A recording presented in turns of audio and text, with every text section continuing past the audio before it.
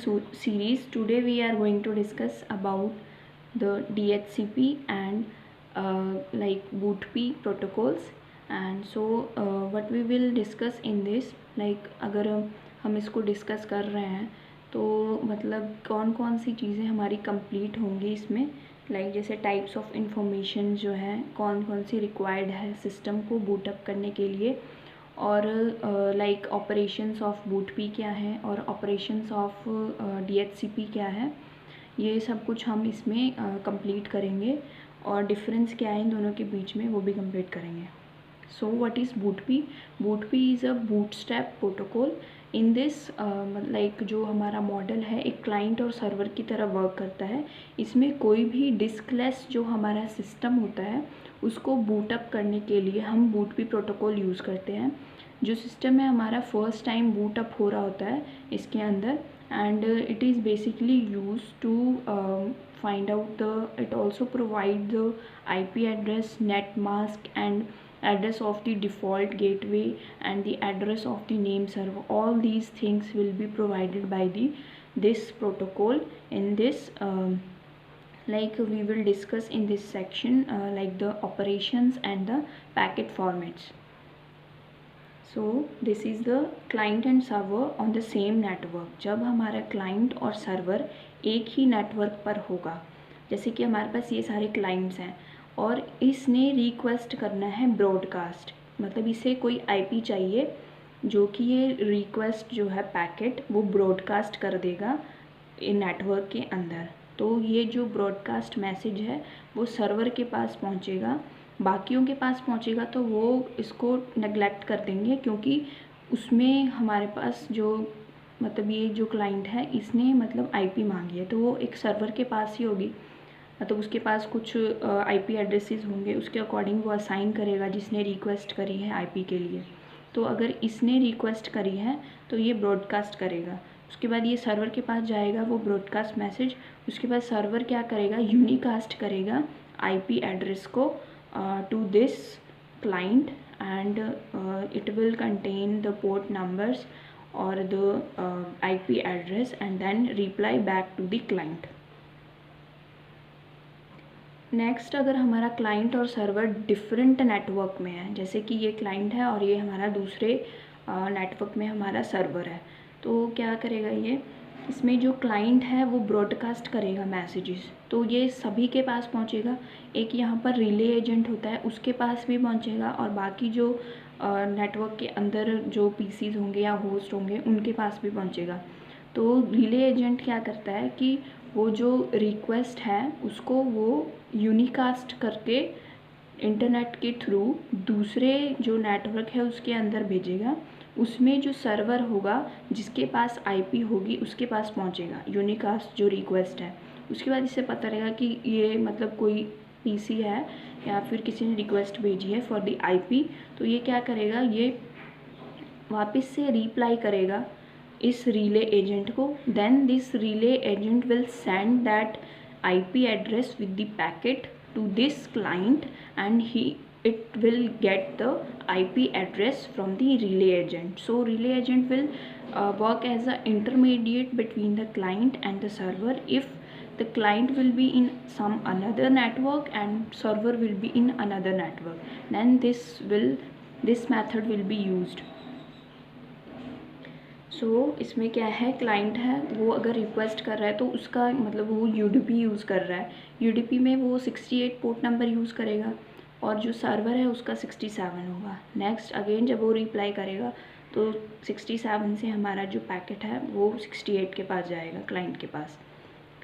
अगर यहाँ पर हमारा 1 है तो इसका मतलब है कि हमारा जो पैकेट है वो ब्रॉडकास्ट है. अगर यहाँ 0 होता तो ये हमारा क्या होता कि ये यूनिकास्ट है. नेक्स्ट तो पैकेट फॉर्मेट है हमारा बूटपी का पैकेट फॉर्मेट. इस पैकेट फॉर्म में हमारे पास ऑपरेशन कोड होता है, देन हार्डवेयर टाइप, मतलब हमारा टाइप क्या है, मतलब जैसे कि ईथरनेट हो गया या और कोई केबल हो सकता है. हार्डवेयर लेंथ क्या है, लाइक जैसे हमारे पास लेंथ होता है उसका फिर होप काउंट कितने हैं, लाइक जो नोड है उसके मतलब वहाँ से जो डेटा सेंड हो रहा है रिसीवर साइड पर, तो उसके बीच में कितने होप काउंट्स हैं, मतलब कितने नंबर ऑफ़ स्विचेस हैं, राउटर्स हैं, वो सारे हमारे काउंट्स होते हैं, होप काउंट्स। फिर ट्रांजैक्शन आईडी क्या होती है हमारे पास, ट्रांजैक्शन आईडी लाइक जो मतलब ट्रांजैक्शन आईडी जो है हेल्पफुल है।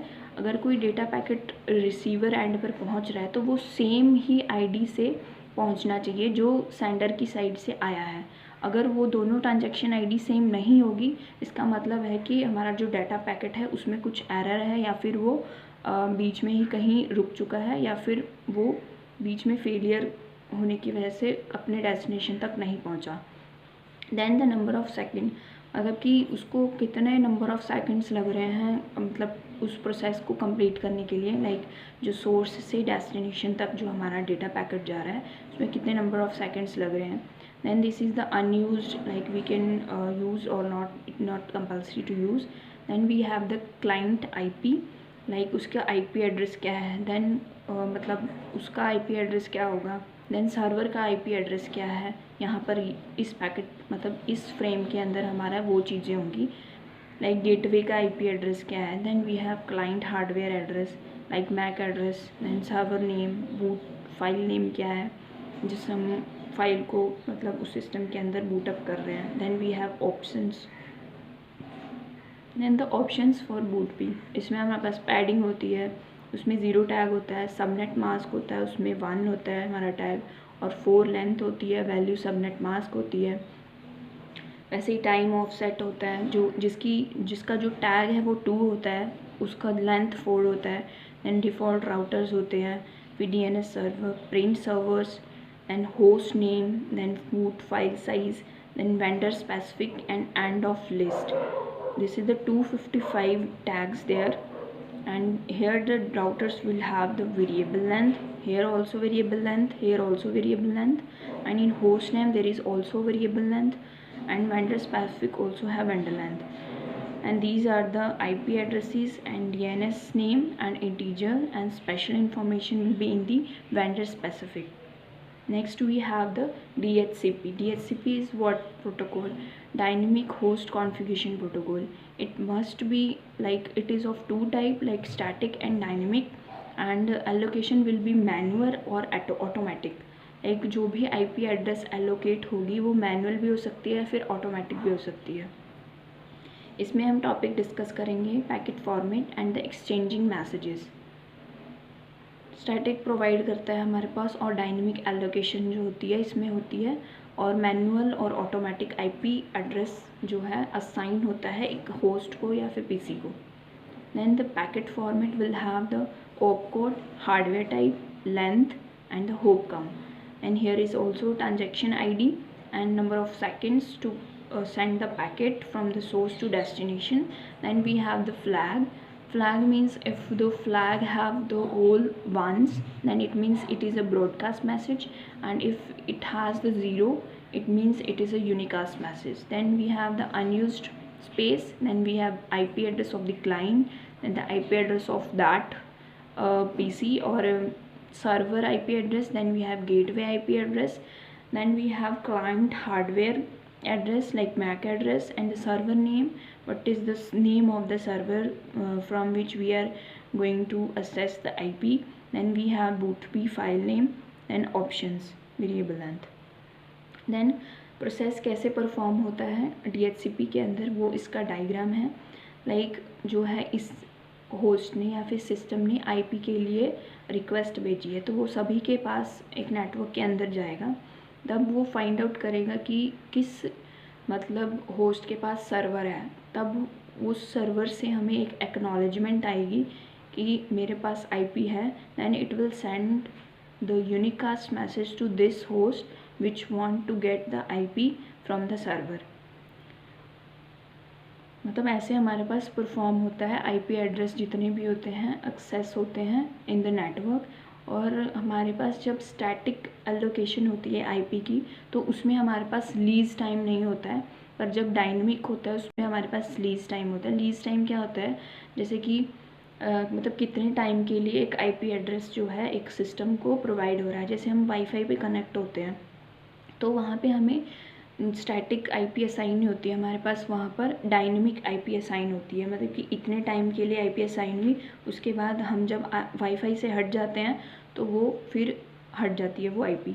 मतलब कि असाइनमेंट जो है वो रिमूव हो जाती है, किसी और को वो आईपी मिल जाएगी। लाइक वैसे ही डायनेमिक में कभी 90 डेज़ के लिए हमें आईपी असाइन होती है, हम इसको एक्सटेंड भी कर सकते हैं। Next week BOOTP protocol is utilized with user datagram protocol, which is used at the TCP transport protocol, and DHCP server accept the client request on port 67, and the client receive the like packet on the 68. And then we have the difference between the BOOTP and DHCP. BOOTP protocol is a suitable protocol or the static protocol, allow user to do manual configuration, मतलब manual configuration इसमें कर सकते हैं IP की। और जो DHCP है उसमें हम डायनेमिक कर सकते हैं, जिसमें हम मैनुअल भी आ सकता है, स्टैटिक भी आ सकता है और डायनेमिक भी होता है आईपी एड्रेस कॉन्फ़िगरेशन। BOOTP जो है वो यूटिलाइज होता है कोई भी डेटा जो है एक्सेस करने के लिए या स्टोर करने के लिए डिस्कलेस कंप्यूटर्स पर जो DHCP है वो डिस्कलेस नहीं होता, वो एक डिस्क के ऊपर जितना भी इंफॉर्मेशन है वो स्टोर होता है। फिर हमारे पास DHCP जो है मैनेजेबल है on the mobile devices also. In contrast जो BOOTP प्रोटोकॉल है वो मोबाइल डिवाइसेस पर कंफर्टेबल नहीं है, मतलब उसके साथ वो ईजिली मतलब फंक्शनैलिटी परफॉर्म नहीं कर सकता, and unable to configure on the data from the mobile devices. DHCP जो प्रोटोकॉल है वो लीज टाइम यूज़ करता है 1 डे का for the Cisco routers and 8 day for Microsoft. Then in contrast, the lease period of the BOOTP protocol is 30 days, and DHCP prevent the chances of error because of the automatic configuration, and on the other hand BOOTP protocol may cause error because of manual configuration. BOOTP में हम manual configuration करते हैं IPs की, तो उसमें error के chances हैं, पर DHCP में एरर के चांसेस नहीं है क्योंकि वो डायनेमिकली परफॉर्म हो रहा है, मैनुअली नहीं परफॉर्म कर रहे हैं। DHCP प्रोटोकॉल में ऑटोमेटिकली यूज़ और रिबाइंड और renew their leases, but BOOTP cannot renew their lease time, and system restart or rebind will not be possible in this. Thank you, and you can connect on these platforms like LinkedIn, Facebook, Instagram. That's it.